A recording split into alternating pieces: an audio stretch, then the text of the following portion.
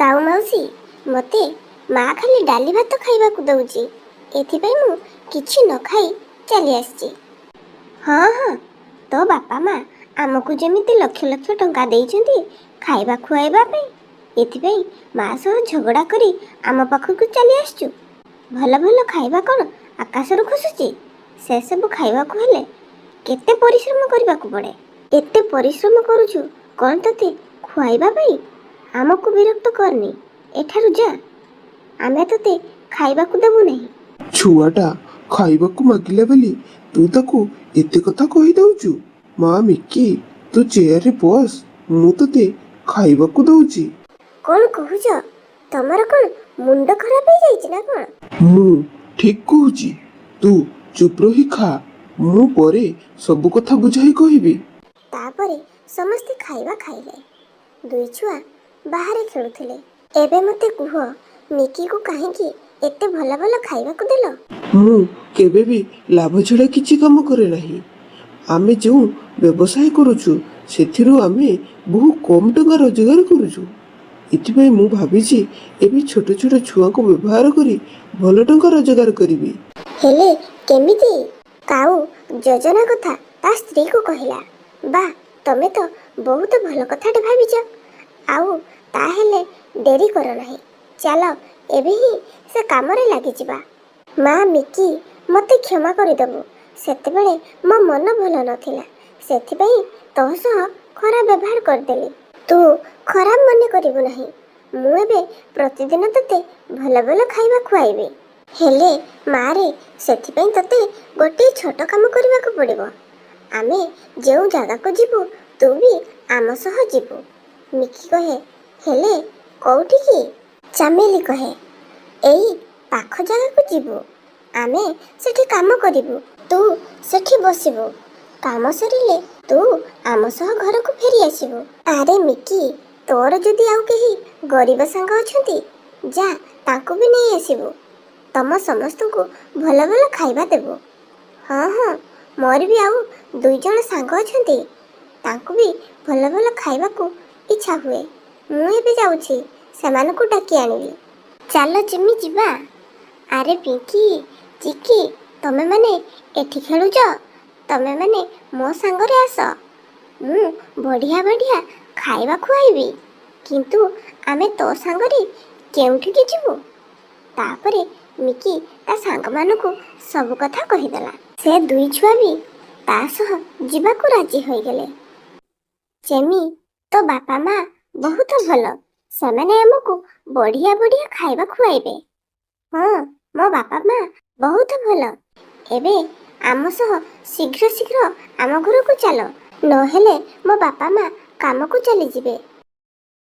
ଆସିଗଲ ତମେ ସମସ୍ତେ? ତୋ ସାଙ୍ଗମାନଙ୍କୁ ସବୁ କଥା ବୁଝାଇ କହିଦେଇଛୁ ତ? ହଁ ମାଉସୀ, ମୁଁ ସମସ୍ତଙ୍କୁ ସବୁ କଥା ବୁଝାଇ କହିଦେଇଛି। ଏବେ ତମେ 2 ଜଣ ଶୀଘ୍ର ଶୀଘ୍ର ଖାଇବା ଖାଇନିଅ, ତାପରେ ଆମେ କାମକୁ ଯିବା। ଯିବା ରାସ୍ତାରେ କାହା ସହ ଦେଖା ହୁଏ, ତେବେ ତମେ କହିବ ଆମେମାନେ ଆମ ସାଙ୍ଗ ଘରକୁ ଯାଉଛୁ ବୋଲି। ନହେଲେ ତମ ବାପା ମା ଜାଣିଲେ ଆମ ସହ ଛାଡ଼ିବେ ନାହିଁ, ଆଉ ତମେମାନେ ଭଲ ଭଲ ଖାଇବା ଖାଇପାରିବ ନାହିଁ। ଏବେ ଆମ ପଛେ ପଛେ ଆସ। ଏଇ କଳା କପଡ଼ା ନିଅ ଏବଂ କାନରେ ତୁଳା ଦେଇ ବସ। ଯିଏ ଯେତେ ଡାକିଲେ ବି ଏହି କଳା କପଡ଼ା ଖୋଲିବ ନାହିଁ କି କାହା ସହ କଥାବାର୍ତ୍ତା ହେବ ନାହିଁ। ଆମେ କାମ କରିବାକୁ ଯାଉଛୁ, ନ ଆସିବା ଯାଏଁ ତମେମାନେ କୁଆଡ଼େ ଯିବ ନାହିଁ, ନହେଲେ ତମର ଖରାପ ହେବ। ଠିକ୍ ଅଛି ମାଉସୀ, କିନ୍ତୁ ତମେମାନେ କେଉଁଠାକୁ କାମ କରିବାକୁ ଯିବ? ଏଇ ଯେଉଁ ପାଖ ଜମି ଦେଖୁଛ, ଆମେ ସେଠାକୁ କାମ କରିବାକୁ ଯିବୁ। ଆମ କାମ ସରିଲେ ତମମାନଙ୍କ ପାଇଁ ଭଲ ଭଲ ଖାଇବା ନେଇକି ଆସିବୁ। ଠିକ୍ ଅଛି ଆଣ୍ଟି, ଆମକୁ କଳା କପଡ଼ା ଆଉ ତୁଳା ଦିଅ।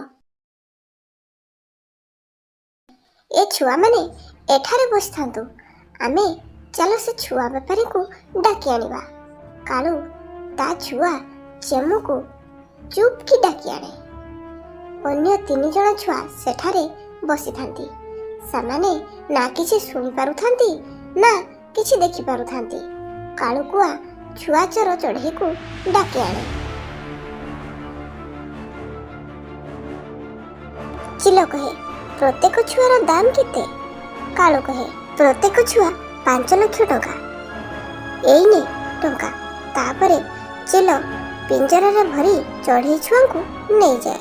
ସେହି ସମୟରେ ମିକିର ମା ଟିକି ସେ ରାସ୍ତା ଦେଇ ଯାଉଥାଏ। ହଠାତ୍ ତା ନଜର ଚିଲ ନେଇଯାଉଥିବା ପିଞ୍ଜରା ଉପରେ ପଡ଼େ। ସେ ଚିଲର ପଛା କରେ। ଚିଲ ସେ ଛୁଆମାନଙ୍କୁ ନେଇ ତା ବସାରେ ରଖିଦିଏ। ଚଢ଼େଇ ଛୁଆମାନଙ୍କୁ ଦେଖି ଚିଲ ପାଟିରୁ ଲାଳ ଗଡ଼େ। ସେ ମନେ ମନେ କହେ, ଏ ଛୁଆଙ୍କୁ ମାରି ଆଜି ବଢ଼ିଆ ବିରିୟାନୀଟା ପ୍ରସ୍ତୁତ କରିବି। ସେଥିପାଇଁ ସେ ମସଲା ସବୁ ପ୍ରସ୍ତୁତ କରୁଥାଏ।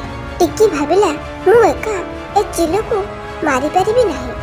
ମୁଁ ଜଙ୍ଗଲର ରାଜାଙ୍କୁ ଏ ଖବର ଜଣାଏ। ସେ ତୁରନ୍ତ ସେଠାରୁ ଉଡ଼ିଗଲା। ରାଜାଙ୍କୁ ସବୁ କଥା ଜଣାଇଲା। ରାଜା ସୈନିକ ପଠାଇଲେ। ସୈନିକ ଟିକି ପଛେ ପଛେ ଗଲେ। ସେତେବେଳକୁ ଚିଲ ଚଢ଼େଇ ଛୁଆମାନଙ୍କୁ ମାରିବାକୁ ଯାଉଥାଏ। ସୈନିକ ଚିଲକୁ କହନ୍ତି, ରହିଯା ଚିଲ, ସେ ଛୁଆମାନଙ୍କୁ ତୁ ମାରିପାରିବୁ ନାହିଁ। ଚିଲ ଛୁଆମାନଙ୍କୁ ଛାଡ଼ି ଉଡ଼ିଯିବାକୁ ଚେଷ୍ଟା କଲା, କିନ୍ତୁ ସୈନିକମାନେ ତାକୁ ଧରିନେଲେ। ଟିକି ତା ଛୁଆ ମିକିର ଆଖିରୁ କଳା କପଡ଼ା ଖୋଲିଦେଲା। ମିକି କହେ, ମା, ମୁଁ ଏଠାକୁ କେମିତି ଆସିଲି? ଆଉ ଏ ଚିଲ ଏଠାକୁ କିପରି ଆସିଲା? ମୋ ସାଙ୍ଗ ପିଙ୍କି ଆଉ ଚିକି କୁଆଡ଼େ ଗଲେ? ଦେଖ, ସେମାନେ ସେ ପିଞ୍ଜରାରେ ଅଛନ୍ତି। ସେମାନେ ପିଞ୍ଜରାକୁ କେମିତି ଆସିଲେ? ଆମେ ତ କାଳୁ ମଉସା ଆଉ ଚାମେଲି ମାଉସୀ ସହ ନଦୀ କୂଳକୁ ଯାଇଥିଲୁ। ଟିକି କହେ, ଚିଲ ତତେ ମାରି ଖାଇବାକୁ ବସିଥିଲା। ମୁଁ ଠିକ୍ ସମୟରେ ଆସିନଥିଲେ କ'ଣ ଯେ ହୋଇଥାନ୍ତା। ମିକି କହେ, ମା, ମୋ ସାଙ୍ଗମାନଙ୍କୁ ପିଞ୍ଜରାରୁ ଖୋଲିଦିଅ, ଆଉ ଏ ଚିଲକୁ ରାଜାଙ୍କ ପାଖକୁ ନେଇ ଚାଲ। ହଁ ରେ ମା, ତୁ ଠିକ୍ କହିଛୁ। ସୈନିକ, ଏ ଛୁଆଚୋରକୁ ରାଜାଙ୍କ ପାଖକୁ ନେଇ ଚାଲ। ତାପରେ ସମସ୍ତେ ରାଜାଙ୍କ ପାଖକୁ ଯାଆନ୍ତି। ରାଜା ସବୁ କଥା ଶୁଣି ସାରିଲା ପରେ କାଳୁକୁଆ ତା ସ୍ତ୍ରୀ ଚାମେଲିକୁଇ ଏବଂ ଚିଲକୁ ଛୁଆ ଚୋରି କରିଥିବା ଅପରାଧରେ ସଶ୍ରମ କାରାଦଣ୍ଡରେ ଦଣ୍ଡିତ କରନ୍ତି। ଏଥିପାଇଁ ଛୋଟ ଛୋଟ ଛୁଆମାନଙ୍କୁ ମନେ ରଖିବା ଦରକାର।